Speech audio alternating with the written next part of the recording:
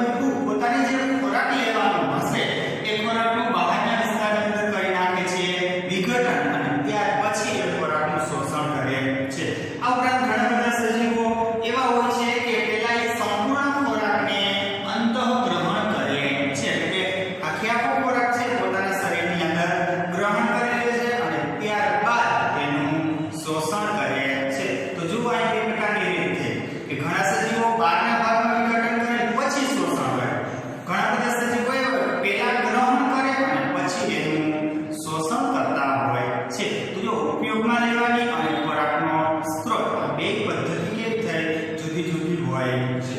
આગળ જુઓ તો કેટલાક સજીવો વનસ્પતિ કે પ્રાણીઓને મારી નાખ્યા બાદ તેમાંથી પોષણ પ્રાપ્ત કરે છે.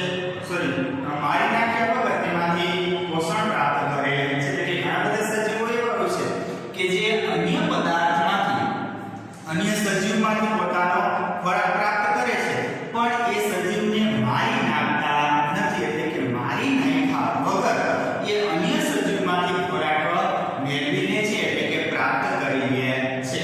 દાખલા તરીકે અમરને, ઉધઈ, જૂ, પટ્ટીકૃમિ આ બધા એની અંદર આવશે.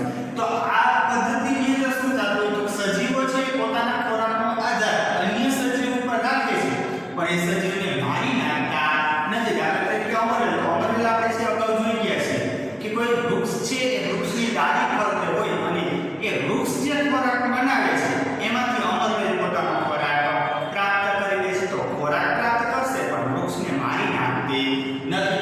ત્યાર પછી ઉધઈ છે કે જે લાકડાની અંદર જોવા મળતી હોય છે, જૂ છે કે જે આપણા માથાની અંદર જોવા મળે. તો જો આપણું મૃત્યુ નથી થતું, આપણા શરીરમાંથી પોષણ મેળવવા રાખે છે પણ મૃત્યુ કરશે નહીં. ત્યાર પછી ઈતરડી છે કે જે પ્રાણીઓના શરીરની અંદર ચોટેલી જોવા મળતી હોય છે. તો એ પ્રાણીમાંથી રક્ત સ્વરૂપે પોતાનો ખોરાક પ્રાપ્ત કરશે પણ પ્રાણી છે એને મારી નાખતા નથી. તો આવી જ રીતે દરેક સજીવ છે એ દરેક સજીવની પોષણ પદ્ધતિ કેવી હોય છે, અલગ અલગ પ્રકારની હોય છે. એ એના શરીર ઉપર આધાર રાખે છે કે કોઈ પણ સજીવ છે એ સજીવ જે પોષણ પ્રાપ્ત કરશે એ પોષણ પ્રાપ્ત કરવાની રીત તમને બધાની અંદર જુદી જુદી જોવા મળશે.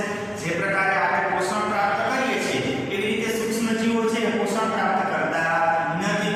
તો એ જે પોષણ પ્રાપ્ત કરવાની રીતો છે એ દરેક સજીવની શરીરની સંરચના ઉપર આધાર રાખે છે કે જે પ્રમાણે એના શરીરની રચના હશે એ પ્રકારે એની અંદર પોષણ પદ્ધતિ જોવા મળતી હોય છે. તો ચાલો આપણે એક સરસ મજાનો જો નવો ટોપિક જોઈએ કે જે આપણે પરીક્ષાની અંદર પૂછાઈ શકે તેમ છે. એકદમ ઈઝી પોઈન્ટ છે અમીબાની અંદર પોષણ.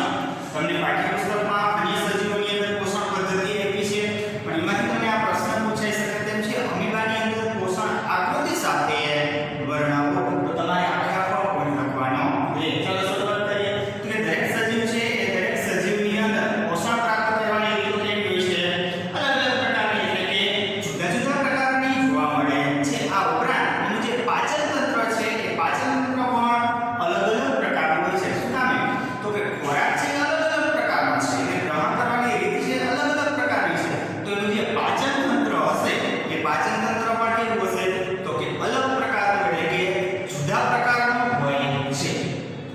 હવે અમીબામાં પોષણ પદ્ધતિ એકકોષી સજીવો ખોરાક સંપૂર્ણ સપાટી દ્વારા મેળવે છે. આપણે ખબર છે કે અમીબા છે એ એકકોષી સજીવ છે કે જેના શરીરની અંદર માત્ર ને માત્ર એક જ કોષ આવેલો હોય એવા સજીવને આપણે એકકોષી સજીવ કહીએ છીએ. અને જે સજીવ છે એ શરીરની અંદર બે અથવા તો બે કરતા વધારે કોષો ધરાવતું હોય એને આપણે બહુકોષી સજીવ કહીએ છીએ. તો આપણે બધાને ખબર છે અમીબા તમે આગલા ધોરણની અંદર પણ ભણી ગયા હશો કે અમીબા એકકોષી સજીવ છે.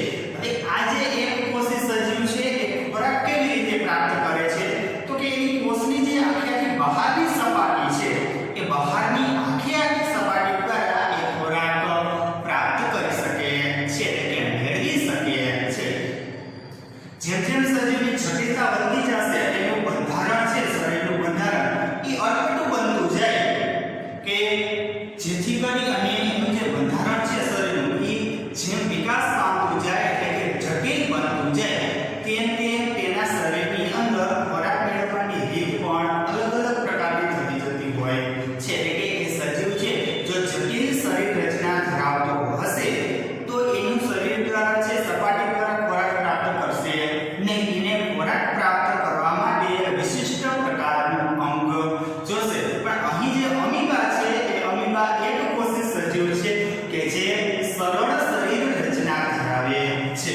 એટલા માટે અમીબાની અંદર ખોરાક ગ્રહણ એની કોષની આખી સપાટી એટલે ગમે તે બાજુ દ્વારા એ કરી શકતો હોય છે.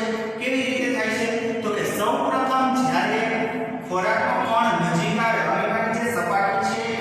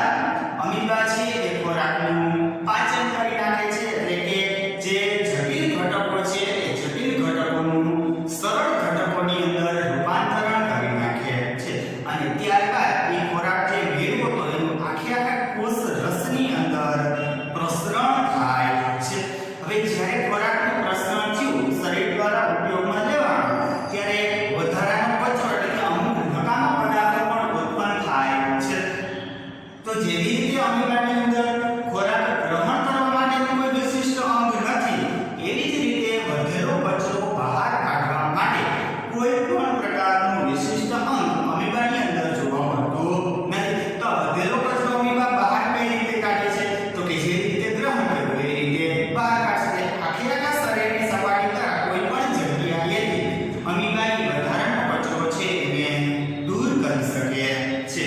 ચાલો હજી પણ આપણે આકૃતિ દ્વારા જોઈએ તો અમીબા છે એ અમીબાનો આકાર ચોક્કસ હોતો નથી. એટલે અહીંયા તમને સરળતા એ રહેશે કે તમે અમીબાની આકૃતિ ગમે તે પ્રકારની દોરી શકો છો. શા માટે?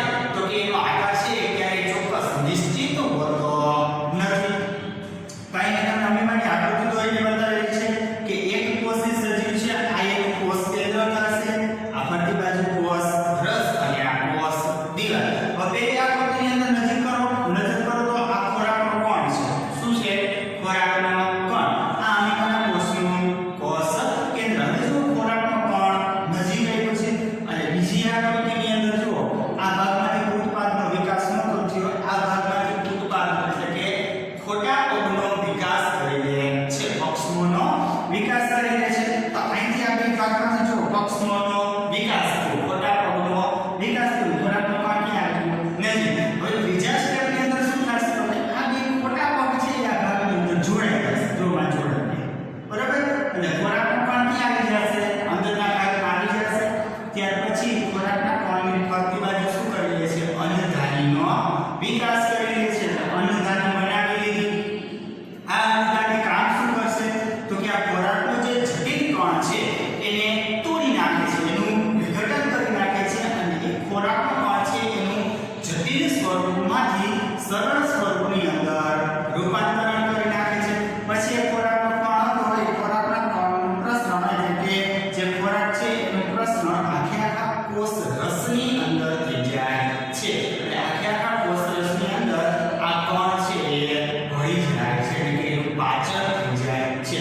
ત્યાર પછી વધારાનો કચરો છે એ આપણાની જે શરીરની સપાટી છે એ શરીરની સપાટી દ્વારા દૂર કરી દે છે. તો આ પ્રશ્ન તમને 4 માર્કની અંદર પૂછાઈ શકે તેમ છે. બરાબર? પ્રશ્ન એકદમ સરળ છે. તો આવી જે એક પોષણ પદ્ધતિ ધરાવતો બીજો જીવ છે જેનું નામ છે પેરામીશિયમ. હવે અમીબાને ચોક્કસ આકાર હોતો નથી પણ પેરામીશિયમને ચોક્કસ આકાર હોય છે.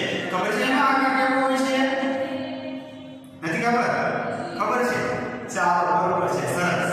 કેવો હોય છે? ચપ્પલના તળિયા જેવો ઈ આકાર એનો ચોક્કસ હોય છે. પેરામીશિયમ કોઈ દિવસ આકાર બની શકતું નથી. તો જેવી રીતે પોષણ પદ્ધતિ અમીબાની અંદર જોવા મળતી હતી એવી જ પોષણ પદ્ધતિ પેરામીશિયમની અંદર જોવા મળે છે. પણ અહીંયા થતું એવું કે અમીબા શરીરની કોઈ પણ જગ્યાએથી ખોરાક પ્રાપ્ત કરી શકતું. પેરામીશિયમમાં એવું બનશે નહીં. પેરામીશિયમમાં ખોરાકને ગ્રહણ કરવા માટે ચોક્કસ પ્રકારનું અંગ હોય છે. શું હોય છે? ચોક્કસ પ્રકારનું અંગ. હવે ચોક્કસ પ્રકારના અંગ દ્વારા પેરામીશિયમમાં ખોરાક પ્રાપ્ત થઈ ગયો. ત્યાર પછી ચોક્કસ પ્રકારના અંગ દ્વારા એ ખોરાકને ગ્રહણ કરાય છે, એટલે મેળવાય છે, લેવાય છે. હવે એ જગ્યાએ ખોરાક આવી ગયો ત્યાર પછી પક્ષમો એટલે કે નાના નાના વાળ અથવા તો તાતણા જેવા પ્રવર્તો આ પક્ષમો દ્વારા એ જગ્યાએથી ખોરાકને અન્નધાની સુધી પહોંચાડવામાં આવે છે.